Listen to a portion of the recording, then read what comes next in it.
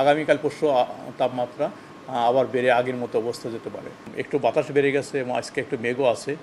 এই জন্য আমাদের যে 24 ঘন্টা ফোরকাস্টে আছে আজকে তাপমাত্রা একটু কমতে পারে, দিনের তাপমাত্রা, কিন্তু রাতের তাপমাত্রা কমবে না। যেহেতু মেঘ আছে, রাতের তাপমাত্রা এমনকি একটু বাড়তে পারে। তবে যেটা হবে, আগামীকাল আবার দেখা যাচ্ছে মেঘ অনেকটা কেটে যাবে, কেটে যে আবার দিনের তাপমাত্রা আগামীকাল পরশু আবার একটু বাড়তে পারে। আর যেহেতু আপনার একটু মেঘ আছে, তার সাথে একটু বৃষ্টির কিছুটা সম্ভাবনা রয়েছে আপনার ময়মনসিংহ, সিলেট, চট্টগ্রাম ওই সব জায়গাতে। তবে বাদবাকি জায়গায় তেমন বৃষ্টির সম্ভাবনা নেই, যদিও হয় এটা লোকালাইজ বৃষ্টি।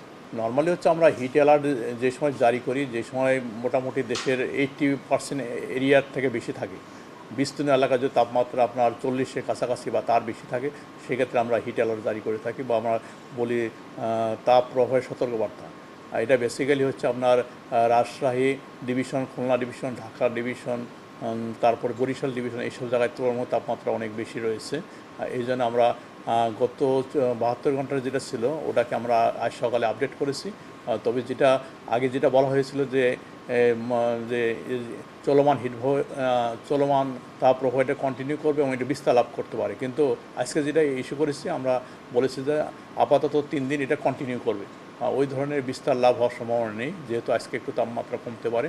তবে আগামীকাল পরশু তাপমাত্রা আবার বেড়ে আগের মতো অবস্থা যেতে পারে। আমরা হিট অ্যালার্ট 72 ঘন্টা এই কারণে দেওয়া হয় যে আমাদের যে মডেলগুলো আছে 72 ঘন্টার অ্যাকুরেসি অনেক ভালো।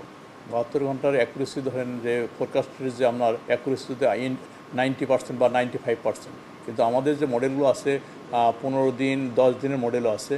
যে 10 দিন মডেলে কি দেখায়, যেমন 10 দিন মডেলেও দেখা যাচ্ছে অনেক জায়গায় বৃষ্টির সম্ভাবনা নেই। যেহেতু অ্যাকুরেসি ব্যাপার আছে, যখন আমরা হিট অ্যালার্ট জারি করব এর সাথে সাথে অনেক সেক্টর এখানে কাজ করে। এই জন্য আপাতত আমরা সবসময় 3 দিন করে দিয়ে থাকি।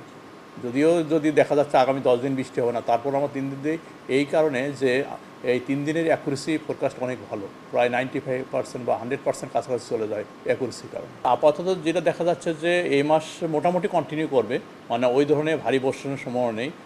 হয়তো লোকালাইজ বৃষ্টি হতে পারে, অথবা কোনো কারণে যদি বাতাস বেড়ে যায় সেক্ষেত্রে কিছুটা তাপমাত্রা নিয়ন্ত্রিত থাকবে। তবে যেটা হচ্ছে যে মে মাসে হয়তো বৃষ্টি হবে, প্রথম দিকে হয়তো বৃষ্টি হয়ে যাবে, কারণ হচ্ছে লং টার্ম যে ওয়েস্টার্ন ডিস্টারবেন্স যেহেতু নেই, হয়তো ইতিমধ্যে চলে আসবে মে মাসের প্রথম দিকে। সেই সময় হয়তো আপনার বৃষ্টি, কালবৈশাখী ঝড়ো হওয়া হবে। তবে যেটা হবে যে মে মাসে যেটা হয়, বাতাসে জলীয়বাষ্প অনেক আধিক্য থাকে, এই কারণে তাপমাত্রা হয়তো আপনার কম থাকলেও কিন্তু ব্যবসা কর্মটা মে মাসেও থাকে। সামনে 72 ঘন্টার জন্য নতুন করে তাপ প্রবাহের সতর্কবার্তা জারি করা হয়েছে। তবে বিশেষ করে আপনার Rajshahi division, Khulna division, Dhaka division এইসব জায়গাতে সিভিয়ার তাপদাহ রয়েছে, তাই এইসব জায়গা থেকে বাড়তি সতর্কতা নিতে হবে। আর এটা হয়তো 3 দিন দেওয়া আছে, এটা পরবর্তী আমরা হয়তো এটা আরও বৃদ্ধি পেতে পারে।